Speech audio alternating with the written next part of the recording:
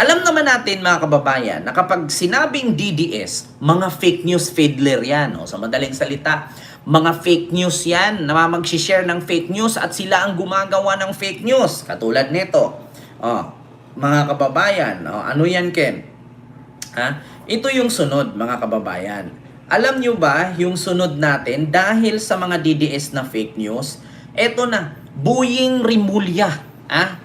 Kung sino man ang nag-post, Arvin Garcia, wag mo kong tawaging Gaw kaya hindi kita kilala at wala akong kamag-anak na apelido Garcia.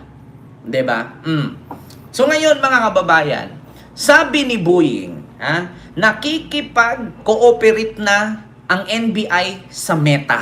Nako po, patay ka dito. At eto mga kababayan bago ko tatalakayin itong kay Boying. So nag-post kay Boying na siya ay nahospital at namatay. Nakipag-cooperate na ang NBI sa Meta. So ngayon, wala kang ligtas kahit magbura ka. Kasi bakit? Burahin mo yan, lalabas pa rin yan kay Meta. 'Di ba? So ngayon, ako po'y nananawagan kay Maricel Dizon. Sa mga hindi po nakakakilala, sino nga po ba si Maricel Dizon? Yan po yung isang DDS na nagbablagir-blagira na ini-edit yung mga picture ni PBBM at ni Lisa at kung ano-ano ang sinasabi. Ngayon, pinalitan niya at pinagpa-private niya lahat ng video niya at nagpalit ng profile at pangalan. Maricel Dizon, ako po'y nananawagan sa iyo, karga ka na po sa NBI. Ituloy mo yan, pagpatuloy mo yan. Sabi ko sa iyo, matagal na namin yang nakita yung mga pinupost mong fake news. Tignan natin kung tutulungan ka ni Sara at ng mga Duterte sa ginagawa mo. Baka nga sabihin ni Sara, hindi ko kilala yan at hindi namin inutusang magaganyan yan. Nako, Maricel Dizon ako po'y nananawagan sa iyo. Ito po siya, mga kababayan. I-search ko po sa mga hindi po nakakaalam. Ito po, Sara Dizon ang pangalan ng kanyang tawag dito, account, mga kababayan. Tapos pinalitan niya, binura niya. Ito mga kababayan. Hala ka, Diyos ko, Maricel Dizon. Ito ka. Maricel Dizon. Kung saan ka mang lupalop ngayon. Ayan po siya, mga kababayan. Ayan, Maricel Dizon. Ewan ko lang sa iyo. Kung sa akong na-feel karon kay injury sa akong life. Diyan na ako na-feel sa akong... Ayan siya, mga kababayan. Siya po si Maricel Dizon. Na kung saan, siya po ang may hawak ng page na nakalakay Sara Dizon. Mga kababayan. Ito po yung kanyang page na hinahawakan. Nako, Maricel Dizon, ako nagsabi sa iyo. Ito po, mga kababayan. Siya po ang may hawak ng Sara Dizon 15K followers. Mga kababayan, yan po, before bago niya dinilit. Maricel Dizon, ewan ko lang sa iyo kung saan ka pulutin. Bukod dyan mga kababayan, kay Maricel Dizon, eto na, si Boying Rimulya, ay dumulog na sa NBI at ipinahunting itong nag-post sa kanya na siya daw ay nahospital at pumanaw na. At take note, kahit saan ka magtago, kung sino ka mang DDS ka, na nag-post na just in, Boying Rimulya, na hospital na. Tapos comment ng comment, kaibigan ko si Spencer Lacalle, yung vlogger ni Isko noon, na Sara Duterte ngayon, isa ka sa nag-post, wag mong burahin, screenshot ko yan. Ngayon mga kababayan, eto, pakinggan ninyo mga kababayan, ako po, dumulog na si Boying. Ala, Diyos mio Marimar. Eto, pakinggan ninyo. Na raw ng NBI ang mga nagpapakalat ng fake news na pumanaw na si Ombudsman Boying Rimulya. Ginawa ng NBI ang pahayag matapos magpasaklolo si Rimulya sa naimbestigahan ang mga nasa likod ng peking impormasyon. Sabi ng ahensya, labag ito sa cybercrime law. Tinawag naman ito ni Rimulya na isang propaganda machine at may ideya na raw siya kung sino ang nagpasimula. Kaugnay po ng balitang yan, makakausap natin si NBI spokesperson Palmer Malyan. Patay. Spokes. Ito na. Magandang gabi po sa inyo, Sir George. Well, For the record po, ito, may reklamo na ba? Nagsampa ba ng reklamo itong si Ombudsman Remulla o motu proprio itong ginagawa niyang investigation? Well, there was a formal request Okay. coming from the Ombudsman. Patay. That is why the NBI Director already directed our Cybercrime Division Nako. to step in and perform the necessary processes related to these kinds of investigation, mga fake news. Kailan po nangyari itong pag-reach out niya sa NBI? Well, ang pagkakaalam ko po, last week, kaya naman matapos na matanggap ang pakiusap na ito ng ating ombudsman, nagpasimula na po ng order ang ating director. Kamusta ho ang inyong investigasyon? Well, we cannot give details at the moment, but what we can say right now is that the necessary processes that are needed in this kind of investigations have started, particularly the determination ng lahat ng mga FB accounts and all other social media accounts which were used for purposes of making these publications. Kaya naman po, bukod po dito, we already prepared our requests before Meta because we understand that most of the posts were made using the Facebook platform. Ayan na. Naiprepare na po ang request at pagkatapos po maipadala ito ay hihintayin natin. Bukod pa sa nagkakaroon na rin po ng tinatawag na open source intelligence inquiry ang ating mga investigador para Patay! makapagkuha ng additional ebidensya. Ano pong ibig sabihin niyang open source inquiry na binabanggit ninyo? Opo, pag binanggit po kasi natin ang open source intelligence inquiry, there are actually information and other evidence that may be collected using the internet. Ang mga social media accounts, apart from performing their social media activities, would also go to the internet in order to transact business, in order to make email communication and several other internet activities. And because of this, ang lahat ng activity na ito ay nare-record via the internet, kung kaya naman po nagiging available po for open source collection ng ating mga investigador. Sabi po ni Ombudsman Remulla, may idea siya kung sino yung pasimuno. Nabanggit niya ba yan sa NBI and will that make the investigation easier para matrace kung sino itong pasimuno ito? I cannot confirm that the Ombudsman shared the information to the investigators.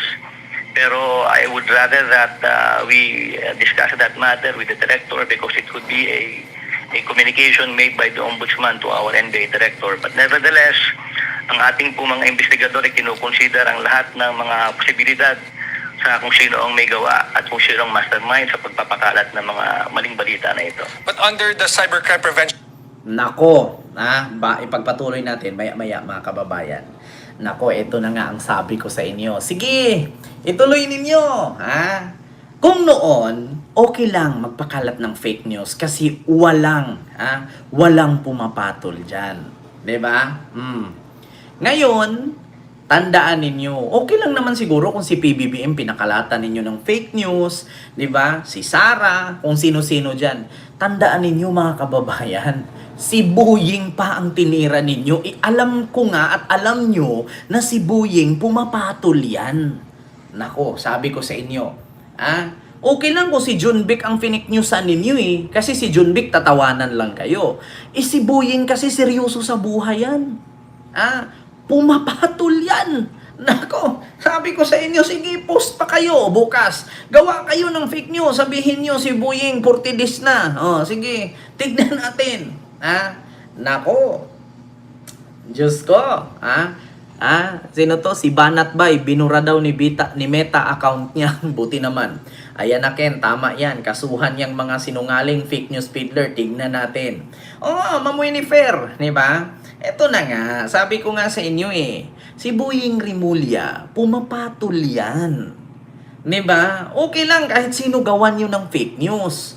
Diba? Si Boying, siya na mismo nagsabi, ginawaan nyo kasi ng issue na na-hospital tapos namatay. Alam nyo naman yung tao nagbakasyon lang. Kasi nga Pasko, holiday, New Year. Diba? Nag-gulp nga lang nung pag-uwi galing Qatar diba? Kasi nagbakasyon. Tapos ibabalita ninyo namamatay. Diba? Nako. Nako, kung ako lang tanungin, napakadami.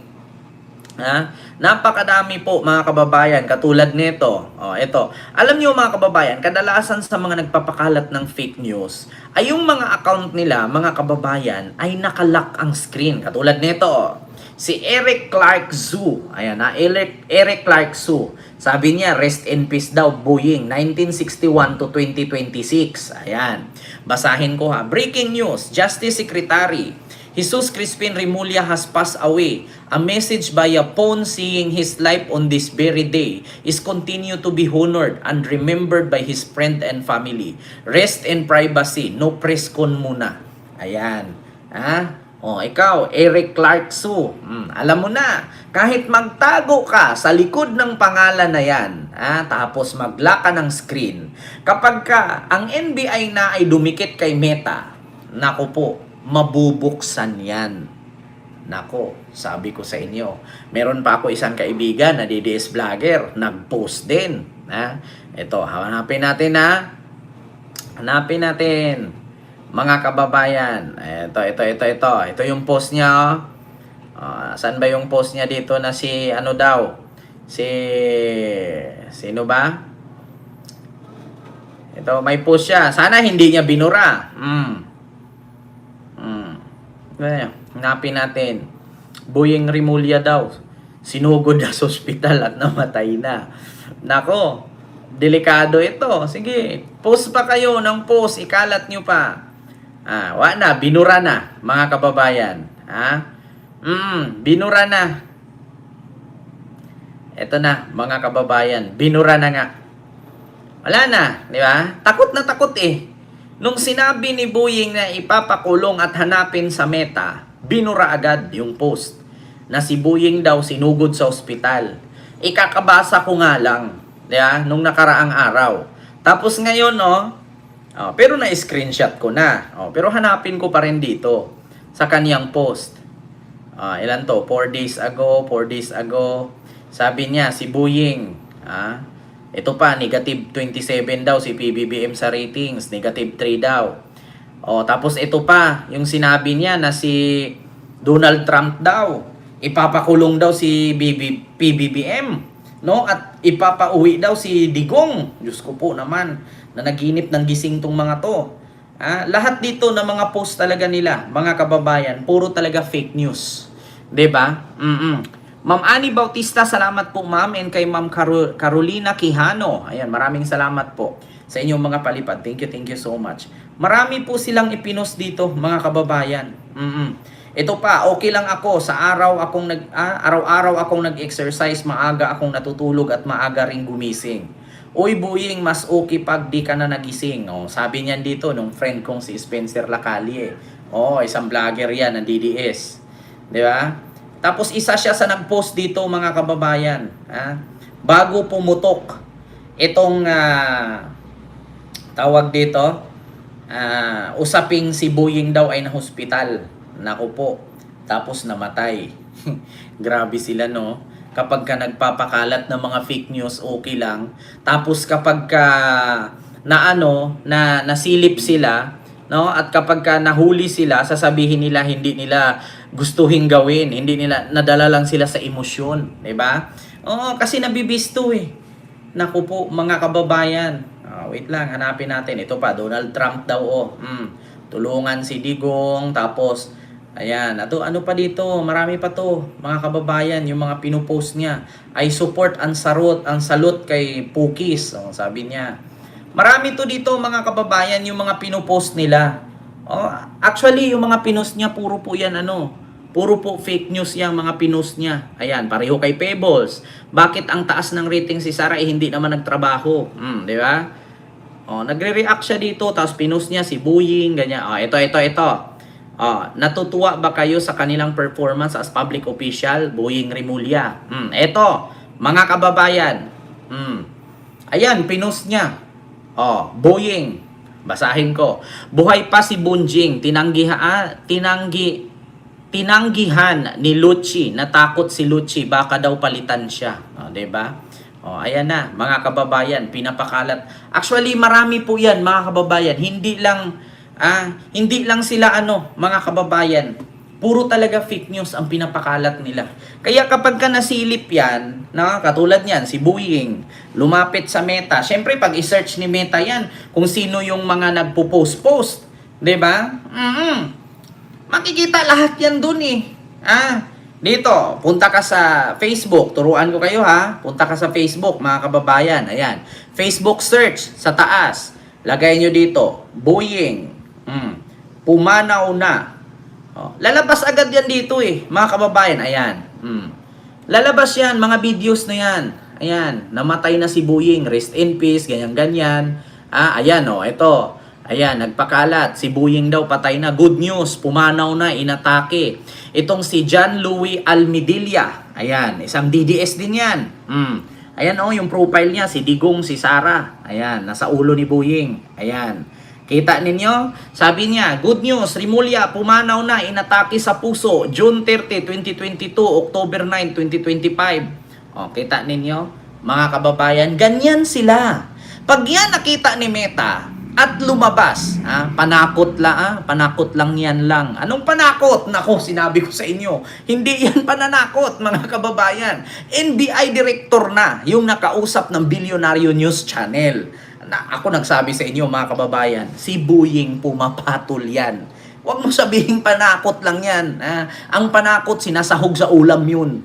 Ricados yun sa Tagalog. Or sa Spanish. Panakot sa Bisaya. Ako na nagsabi sa inyo, mga kababayan. Lukuhin nyo lang yung ibang politiko, wag si Boying. Iba si Boying, pumapatol yan. 'Di ba? Ma'am Sandra Soriano, hello po. 'Di ba? Mga DDS, iwan ko lang sa inyo.